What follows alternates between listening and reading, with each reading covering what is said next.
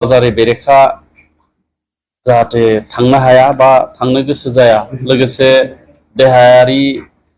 सरसा आरो जोंनि लाइमोनफोरनि गेजेराव खौसेथि सिनायलायनाय बिनि थांखि लानानै जोंनि बड'लेण्डआव बड'लेण्ड CM काप 1.0 मुंनि जोङो गेदेरथार मोनसे जोलुरनि बादायलायनाय खुंनो नागिरदों। बिटिआरनि मानगोनां गाहाय मावफुं सोद्रोमा मुस्रि प्रमद बर'नि दैदेननायाव जानो गोनां बे जोलुर बादायलायनायनि गेदेरथार मेलायाव दानि बिटिआरआव थानाय मोन 420 PCDC लेभेलनिफ्राय बे बादायलायनाया जागायजेनगोन आरो बे बादायलायनायखौ जोङो PCDC लेभेल, BTC समष्टि, जिल्ला थाखो आरो काउन्सिल थाखोआव जों बे बादायलायनायखौ खुंनो नागिरदों आरो बिनि थाखाय दिनै जोंहा बड'लेण्डनि मोनसे एग्जिकिउटिभ काउन्सिल मेल दंमोन आरो बेवहाय जोङो सावरायनानै थांखि लाबाय आरो जोङो बे गेदेरथार जोलुरनि बे बादायलायनायखौ खुंनो थाखाय जोङो कमिटि दानाय जादों आरो बे कमिटिया जोंहा मिरु लेभेलाव मोनसे गाहाय कमिटि थागोन, बिनि सिङाव काउन्सिल लेभेलाव मोनसे कमिटि, बिनि सिङाव जिल्ला लेभेल आरो बिनि सिङाव समष्टि लेभेल आरो गाहायथाराव जोंहा PCDC लेभेलाव कमिटि आरो बे बड'लेण्ड CM काप 1.0 बे गेदेरथार जोलुर बादायलायनायनि बादायलायनाय खुंनायखौ जायफोरा बाहागो लागोन बिथांमोन गेलेगिरि एबा हानजाया अनलाइननि गेजेरजों बिथांमोना गाव गावनि मुंखौ बा गाव गावनि टीमखौ बिथांमोना मुं थिसननांगोन आरो बिनि थाखाय जाय गेलेगिरिया जाय PCDCनि सिङाव गोग्लैयो बे PCDC चेयारमेननिफ्राय बिथांमोना गांसे सार्टिफिकेट लानानै लोगोसे गावनि भटार आइडि आरो आधार कार्डनि गेजेरजों बिथांमोना बे अनलाइननि गेजेरजों बिथांमोना गाव गावनि मुंखौ थिसननो हागोन आरो जोङो गेलेगिरि आरो हानजाया जाहाथे थुलुंगा मोनो बिथांमोननि थाखाय जोङो PCDC लेभेलनिफ्राय काउन्सिल लेभेलसिम जोङो देरहासार बान्था जोङो दोननाय जादों। दा PCDC लेभेलाव जोंहा जाय देरहागोन बिथाङा 7,000 मोनगोन बिथांमोना हानजाया आरो जेननाया 5,000 मोनगोन। दा बेबायदिनो समष्टि लेभेलाव जोङो 10,000 दोननाय जादों, जेननायनो 7,000, देरहानायनो 5,000 आरो जोंहा जिल्ला लेभेलावबो जों बेबायदिनो बान्था दोननाय जादों आरो काउन्सिल लेभेलाव जाय देरहागोन बिथांनो 1,50,000 आरो जेननायनो 1 लाख आरो थामथि मासियाव जाय थाहैनो हागोन बिथांमोननो 50,000। बेनि अनगायैबो सबसे मोजांसिन गेलेनो हानाय गेलेगिरिनो 10,000 आरो मोजांसिन जायफ्रा गलकिपार बिथांनो 10,000 रां होनाय जागोन। दा बे गेदेरथार बे जोलुरनि मोनसे इभेन्ट मोनसे बादायलायनायखौ खुंफुंनो थाखाय जोङो PCDC लेभेलाव PCDC चेयारमेनखौ लानानै एबा मासिगिरिखौ लानानै मोनसे कमिटि आरो BTC समष्टियाव समष्टि मोनफ्रोमावबो जोंहा TLCC चेयारमेन दङ, बिथांमोनखौ मासिगिरि लानानै मोनसे कमिटि आरो जोंहा जिल्ला लेभेलाव बिटिआरनि मानगोनां गाहाय खुंगिरि मुस्रि प्रमद बर'आ जायखौ दैथायगोन बिथाङा चेयारमेन जागोन आरो बिथाङा बै जिल्लानि EM, MCLA बा MLA बिथांमोननि गेजेराव जायखिजाया सासेखौ बिथाङा चेयारमेन बानायगोन आरो बेबायदिनो बे कमिटिखौ लानानै बे बादायलायनायखौ खुंगोन आरो नैबे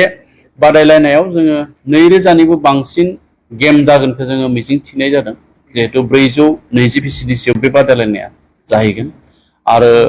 बेयावहाय जों मोनसे आउटकाम एबा बिनि फिथाइ हिसाबै जोङो मिजिं थिदों जे जोंनि गेजेराव गामि थाखोनिफ्राय गासिबो थाखोआव जोंनि गेलेनायनि फारसे गाहायै जोलुर गेलेनायनि फारसे मोनसे जांख्रिखांनाय मोनसे एवारनेस बियो फैगोन होननानै जोङो साननाय जादों। दा बेखायनो बे गेदेरथार जोलुरनि बे बादायलायनायखौ जोंनि बिटिआरनि गाहाय मावफुं सोद्रोमा मुस्रि प्रमद बर' बिथाङा सानखांनानै बेखौ बादायलायनो थाखाय थांखि लानाय जादों आरो जोङो गेलेगिरिफोरखौ आरो आङो फोरमायबावनो नागिरदों जे जायफोर हानजाया बे गेलेनायाव बा बादायलायनायाव बाहागो लागोन बे हानजानो जोंनिफ्राय फुटबलबो हरनाय जागोन आरो गेलेनायखौ खुंनो थाखाय जेसेबांखिनि लजिस्टिक सापर्ट एबा जेसेबांखिनि मावख'आरि जोंनिफ्राय मददथि जों हरनाय जागोन रांखान्थिनिफ्राय लानानै माखासे जिखौ गेलेनायाव नांगौ जानाय मुवा बेसादफोर बेफोरखौबो जोंनिफ्राय मिरु कमिटिनिफ्राय जोङो गासैखौनोबो दैथायहरनाय जागोन जाहाथे जेबो असुबिदा जाया मात्र कमिटिया बिथांमोना दैदेननोल' नांगौ दा बेखायनो बे हाबाफारिखौ जोङो खोब गाजा गोमजायै आरो मोनसे जाफुंसार हिसाबै जोङो खुंनो थाखाय जोंनि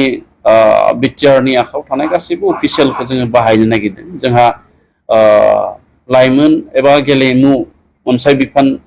बा स्पर्ट्स एन्ड इउथ वेलफेयार डिपार्टमेन्टनिफ्राय गासैबो डिपार्टमेन्टनि जों अफिसियेल स्टाफा थागोन लोगोसेयैनो जोंहा मेडिकेल पिएचसि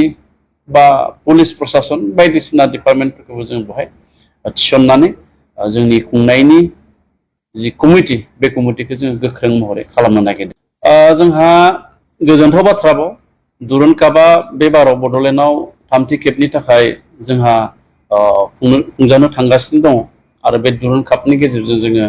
बड'लेण्ड हिसाबै बा बड'लेण्डबासि हिसाबै जोंहा गोबां मोनफुंनायखौ जों मोनदों एचिभमेन्टखौ मोनदों बेनि गेजेराव जोंहा एनसिसिआ मोनसे एनसिसिखौ जोङो बड'लेण्डनि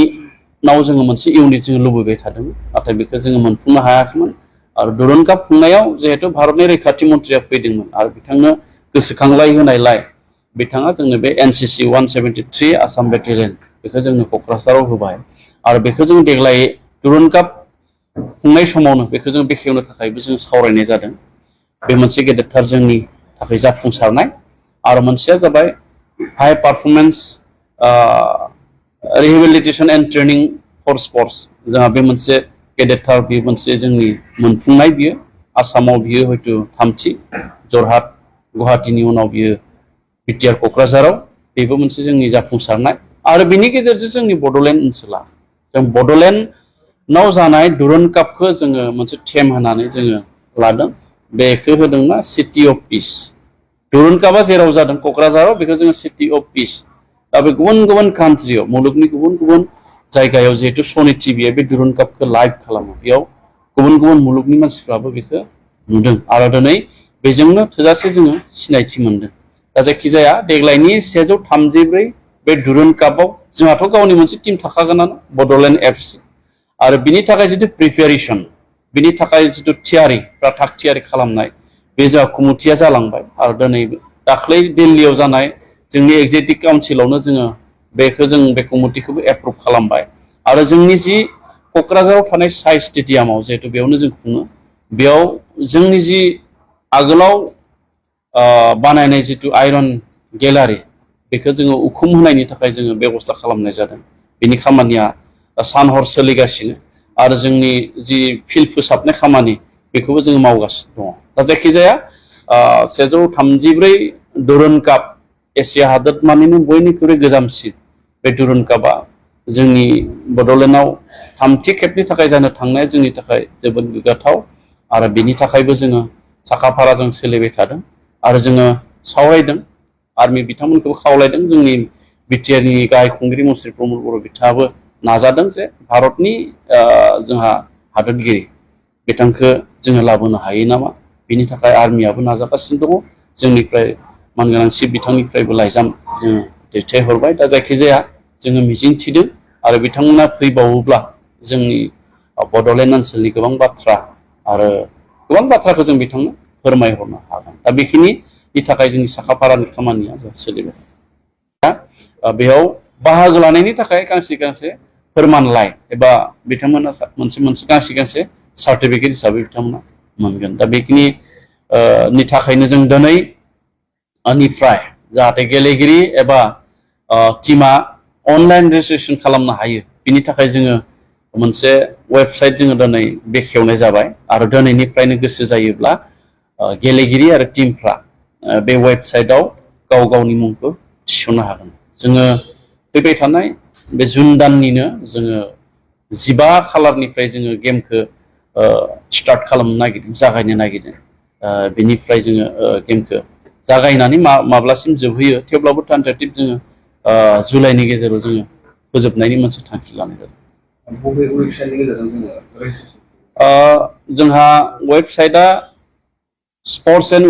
युथ वेलफेयार एबा syw.bodoland.gov.in बे वेबसाइटआव बिथांमोना क्लिक खालामनानै गाव गावनि